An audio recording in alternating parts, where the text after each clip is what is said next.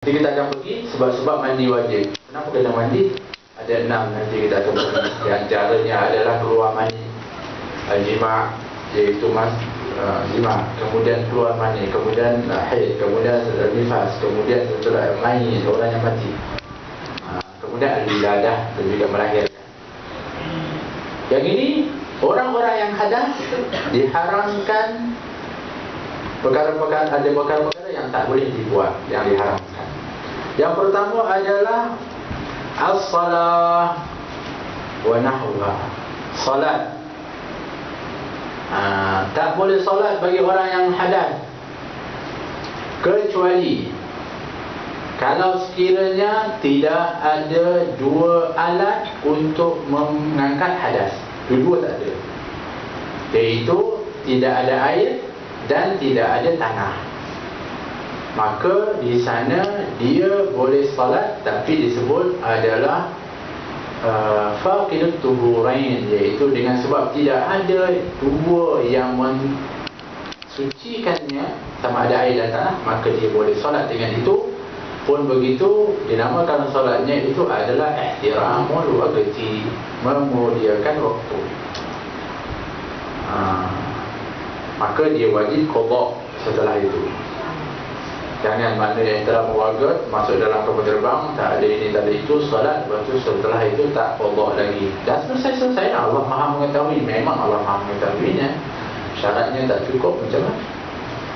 Yang lepasnya ketika mana dalam kapal terbang itu lepaslah. Kalau terhempas, nasallallahu al-afiyah, mati, insya-Allah lepas. Tapi setelah dah selamat, kena qada lah. Jangan ingat itu dah selesai semua sekali, dah hakalah. Mesti dengan wudu ataupun mesti tahir, mesti dengan mengangkat hadas. Wa nahwuha, begitu juga yang seumpama solat. Apa yang seumpama solat? Seperti sujud tilawah, baca ayat adanya yang disebut di sana untuk diperintahkan sujud, atau yang ayat yang mana di sana ada tanda untuk kita sujud tilawah, kena ada wudu. Sebab itu juga dikira solat. Sebab tu orang sujud tilawah, dia kena angkat takbir ihram juga salam. Dia kena sujud, kemudian dia kena salam. Walaupun dia bukan dalam solat, dia tengah baca. Hakalah. Atau seperti juga sujud syukur.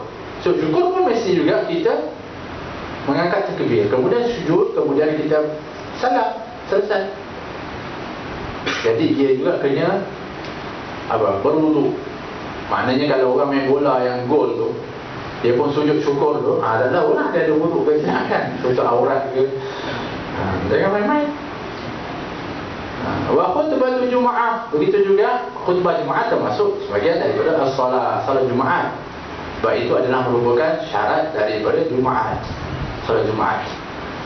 Khatib itu mesti dengan berwudu. Apalah. Wa tawaf. Tawaf juga mesti berwudu. Sebab apa? Dalam khabar disebutkan at-tawaf bimanzilatis salat illa anna Allah qad al-halla al-nutuk. Salat, tawaf itu kedudukannya seperti salat, kecuali Allah mengizinkan, membolehkan untuk bercakap, untuk assalamualaikum sampai jalan. Tapi janganlah memang masa tawaf itu, ya Allah, bercakap dia kerjanya, sembang. Ada lagi yang telefon. Sepatutnya dia juga khusyuk, dia juga hadir hatinya ketika, kecuali keperluan mungkin. Walaupun dianya dibolehkan, tetapi bukan bermakna dianya dimudah-mudahkan untuk bercakap ketika di dalam tawaf. Wa hamlul mushaf, membawa mushaf, membawa Al-Quran. Membawa Al-Quran juga tak boleh. Kita angkat Al-Quran, kita tidak ada wudu, tak boleh. La yang masuk dalam mutahharah, juga dalam hadis disebutkan apa? La yang masuk Al-Quran illa tahir. Tak boleh pegang Quran kecuali yang tahir. Tahir maksudnya apa? Iaitu yang suci daripada hadas. Kemudian wa massu waraqihi, dan juga memegang kertasnya. Al-Quran, kertas dia, saya tak tulisan kertas je pun tak boleh. Kemudian wa hawashi, dan juga pinggir daripada Quran mushaf itu, tepi je, sama juga kena wudu. Allah. Wa jildihi, begitu juga kita kata tapi ni kan kosong-kosong kan, kita pegang kosong-kosong ni sama, sebab dia kirakan semuanya mushaf. Dan juga dia punya apa? Dia punya kulit pembungkus dia, cover dia. Wa jildihi, wa khariqatihi, wa ilaqatihi, cover dia, wadah yang dibuat daripada kain ataupun kulit, atau ilaqatihi, gantungan dan kotak yang kita gantung, yang kita buat dalam Al-Quran, merupakan bahagian wa huwa fi, wa ilaqatihi wa sunduqihi wa huwa fi, dia punya tempat yang digantung dianya ataupun tempat kotak dia tu yang tidak, yang ada dia di dalamnya tu, maka dia juga mesti berwuduk dengan. Dan ada orang buat yang kotak yang letak salah satu tu juga, yang itu juga kalau dia pegang ada Quran, maka dia kena wuduk. Nah, tak, itu tak dan sebagainya, seperti memori yang ada di dalam tu. Tapi nanti kita akan pergi kotak saja tak apa. Tapi kalau dia melekat di dalam tu, maka dia jadi. Contoh yang ni, ini dia punya ni. Lepas tu kita kata, kenapa yang kita mesti bersama dengan orang soleh? Ini asalnya kalau kita tahu, ini adalah kotak. Kotak-kotak yang kita pijak-pijak dari jalan tu, yang tak ada harga tu, apabila dia recycle balik, dia akan buat kulit tebal ni. Dulu kita boleh pijak, kita boleh campak, kita buang. Apabila dia jadi kulit kepada Al-Quran, dia jadi mulia, sebab dia tempel kepada yang mulia. Bahkan nak kena pegang dia pun ni dengan wudu, naik darjatnya. Sebab apa? Sebab bersama dengan ya ayyuhallazina amanu taqullaha wa kunu ma'as shadiqin. Baik orang-orang yang beriman, bertakwa kamu kepada Allah, dan bersamalah kamu dengan orang shadiqin. Bersama, bukannya kunu minas shadiqin. Kalau suruh minas shadiqin, maknanya tak masuklah. Jadilah kamu orang yang shadiqin. Allah bulatnya ma'as shadiqin, kebersamaan itu. Hakada. Nah, wa ma kutiba li dirasati Qur'anin wala bi khirqatin, dan semua yang ditulis untuk pelajaran Al-Quran, walaupun dengan hanya daripada satu lembar dari kain, koyak kain tulis, pun kena berwudu. Kata hukum asalnya begitu hukumnya. Nah, sebab ianya diumpamakan seperti mushaf juga, kita tulis Al-Quran di atasnya. Kerana seperti juga dikatakan di antaranya apabila menulis kepada khat di dinding ayat Al-Quran, di Al-Wah disebutkan. Juga yang biasa ditulis, ataupun di dinding-dinding, ataupun di tiang ditulis. Yang boleh dipegang adalah ruang yang kosong. Contohnya penuhnya ayat Quran, ada kosong kita boleh pegang, tak masalah. Tapi tulisan itu kena wudu. Kadangnya ayat Quran, faham tu? Ayatnya Quran itu dia pegang mesti dengan wudu. Bagaimana kalau ayat kalau dia ayat Al-Quran, kalau kita anggap itu sebagai satu ayat atau zikir, maka tak apa. Kalau ayat Al-Quran, kita anggap Quran tak boleh pegang kecuali dengan wudu.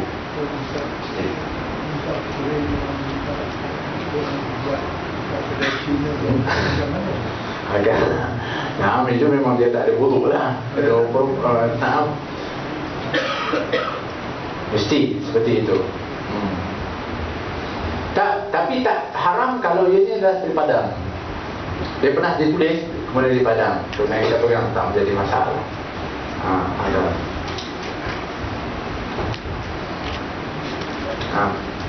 Dia minggu lepas punya soalan kotor.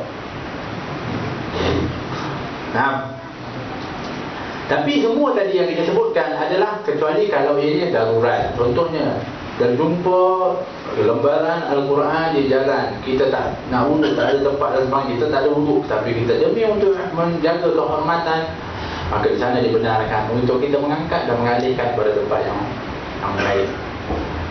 Seperti yang berlaku kepada siapa? Bishrul Hafi. Disebut dia jumpa nama Allah Jalla Jalaluh, kemudian dia ni orang-orang yang laba dan sebagainya, tapi kerana melihat kalimah Allah yang duduk di tempat yang tak sepatutnya, maka dia muliakan. Dia ambil duitnya tu, dia belikan yang wangi dan diwangikan, kemudian letakkan, sehingga dia mimpi di waktu malam. Satu suara mengatakan, kau telah memuliakan namaku, maka aku akan memuliakan kamu di dunia dan di akhirat. Kadang kalau orang-orang yang betul-betul memahami kata memuliakan sesuatu apa yang dimuliakan oleh Allah Subhanahu wa taala. Nah,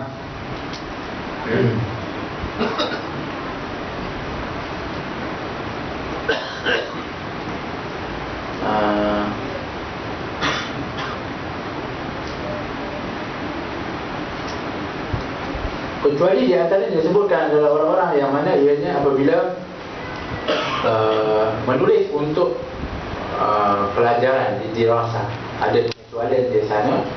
Kalau sekiranya untuk di dirasah, di sana ada pengecualian. Kalau sekiranya memang, tapi di antaranya nanti disebutkan adalah untuk anak-anak yang belum memayis, ataupun anak-anak yang masih lagi belum memayis, ataupun anak kecil yang memayis tapi dia belum baligh. Ini untuk orang-orang yang sudah baligh. Wa ma kutiba li dirasa Quran walau bi khilqatin, walaupun untuk nak tulis, untuk nak belajar Al-Quran, walaupun di atas satu hilqah. Wa tahillu hamluhu fi abti'ah la bi qasdihi, dan boleh bawa mushaf di dalam perkakas atau berbagai macam barang. Maknanya kita ada satu beg, di dalamnya ada macam-macam, termasuk di dalamnya Al-Quran, mushaf, yang disebutkan kita tak niatkan untuk membawa Al-Quran, kita niatkan untuk bawa barang-barang, tapi di dalamnya itu ada Al-Quran. Kata kita niatkan ianya adalah adanya Al-Quran. Di antaranya disebutkan adalah memaksudkan kepada barang-barang itu sahaja, bukan maksudnya bawa barang sama dengan Al-Quran. Ini mengikut pandangan. Kalau di Tuhfah dia katakan mesti hanya niat untuk bawa barang-barang yang lain. Tapi kalau dalam Imam Ramli mengatakan, kata Imam Ramli mesti kena niatnya hanya barang-barang. Tapi kalau dalam Tuhfah kata niat dua-dua boleh, barang sambil itu mushaf boleh. Ada perbezaan sedikit di sana. Al-Muhim mesti juga niat kepada barang lain, bukan niat untuk bawa mushaf saja. Kalau niat bawa mushaf saja tak boleh. Agak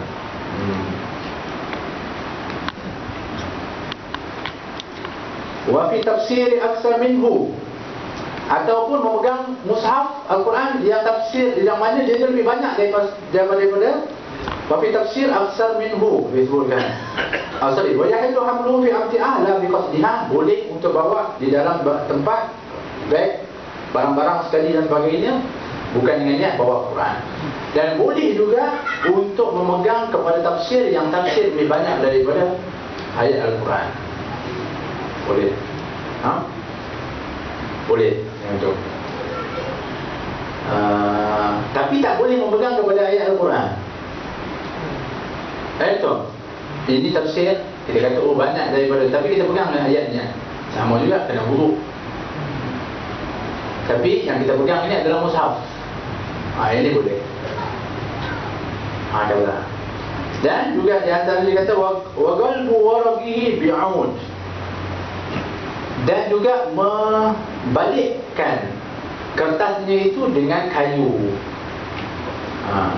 Kan dulu orang-orang mengajar kan, dia pakai kayu, dia tak pakai lidi ke, atau pakai dulu apa, duri apa, landak kan. Sekarang tak pakai lalu, kalau pakai itu kan dia cocok lah dengan ustaz ni. Susah sangat dekil kan. Dulu kita baik. Jadi pegang itu. Dia tak ada wuduk mungkin, sah, tak masalah. Boleh. Kita alihkan sebelah. Itu dibolehkan. Wala yamna'u sabiyul mumayyiz min hamlihi wa mashihi dirasah, maka boleh dan tidak dilarang seorang budak yang mumayyiz, yang mana dia membawanya dan juga memegangnya, tetapi untuk belajar. Tapi kalau bukan untuk belajar pun tak boleh kita suruh-suruh dia, tak boleh. Tapi kalau untuk belajar, sebab ini adalah untuk membawa kepada kemudahan untuk dia belajar Al-Quran. Alimu auladakum hubba nabiyikum wa hubba ahli baiti hubba qira'at Al-Quran. Atas dasar itu kena, maka dipermudahkan kepada keadaan seperti itu. Kenapa di masyaqqah dawam mutahhari? Sebab susah nak biarkan mereka itu dalam keadaan tahir. Tapi kalau tak memayis, tak boleh, haram hukumnya.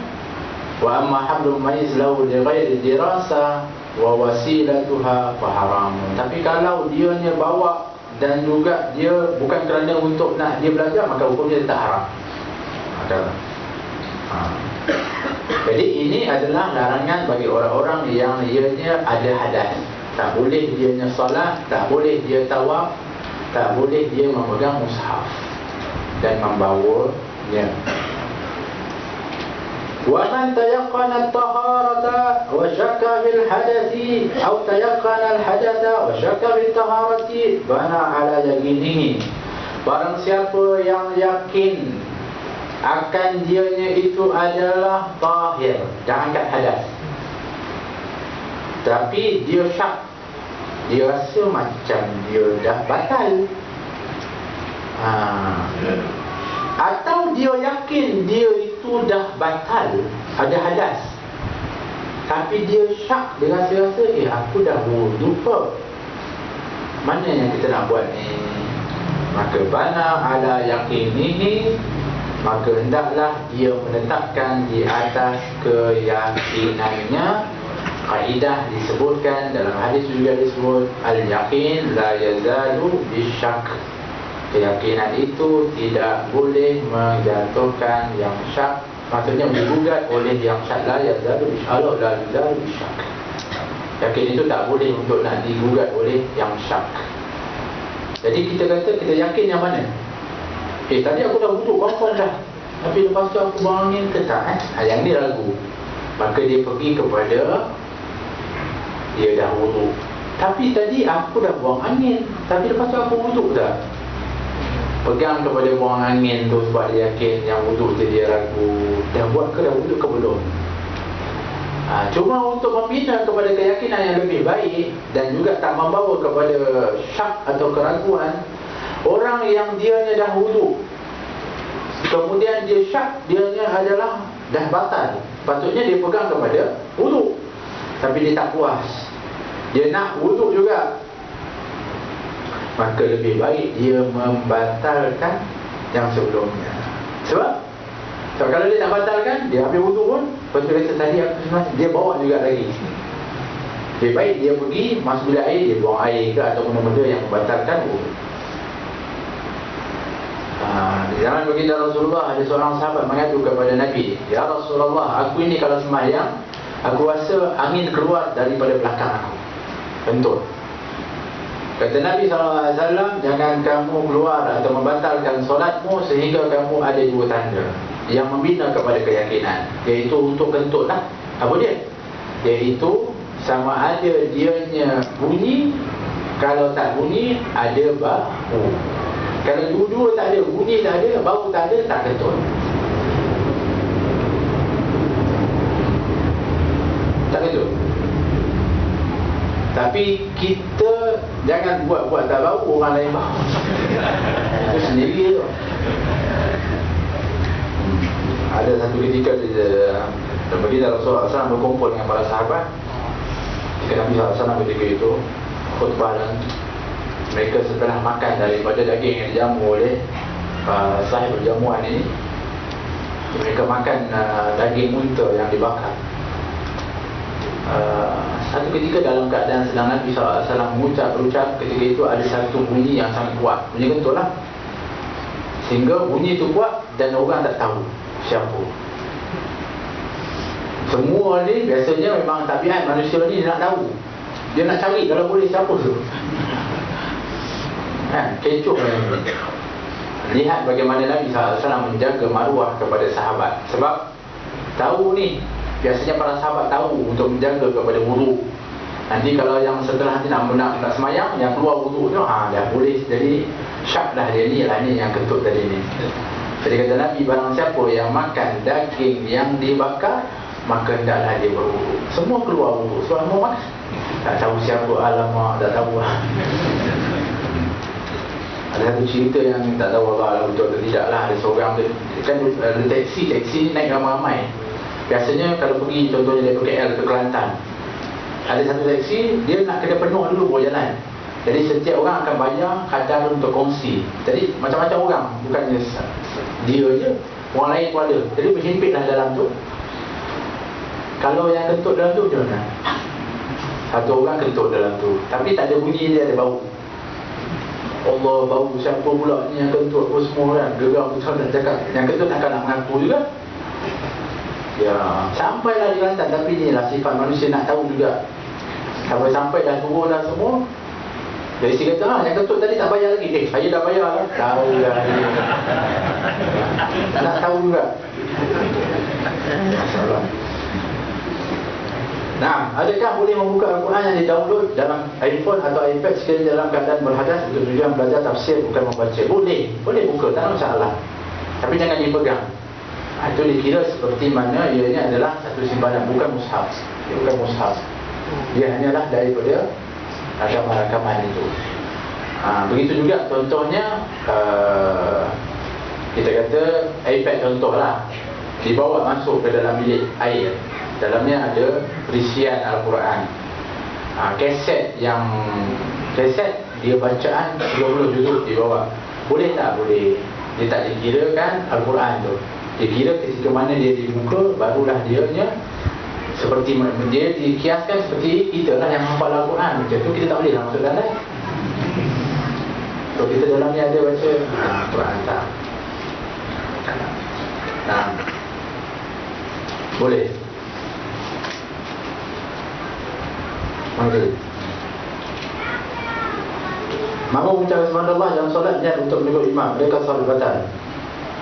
Baik, kalau asalnya ialah menegur kepada imam, itu niat pertama takarrub ila Allah. Seorang lelaki yang menegur kepada imam yang tersalah dengan kalimat subhanallah, pertama niatnya adalah takarrub ila Allah, kerana Allah, kerana untuk mendekatkan diri kepada Allah, menyebut dan juga berzikir kepada Allah SWT. Kemudian baru niat untuk menegur imam, boleh. Tapi kalau niat untuk suruh menegur kepada imam, tak dibolehkan.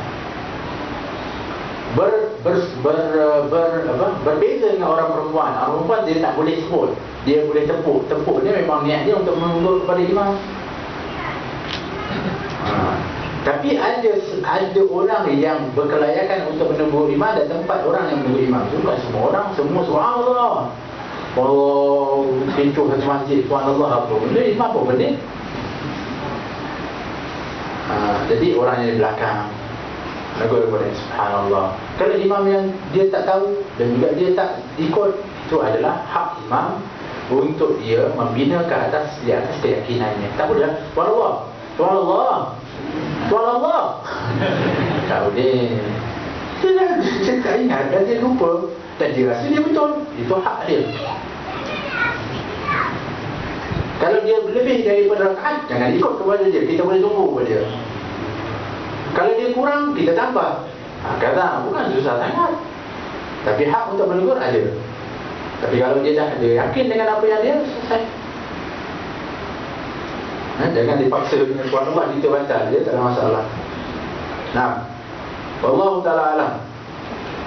Fadal, ikut Azkar.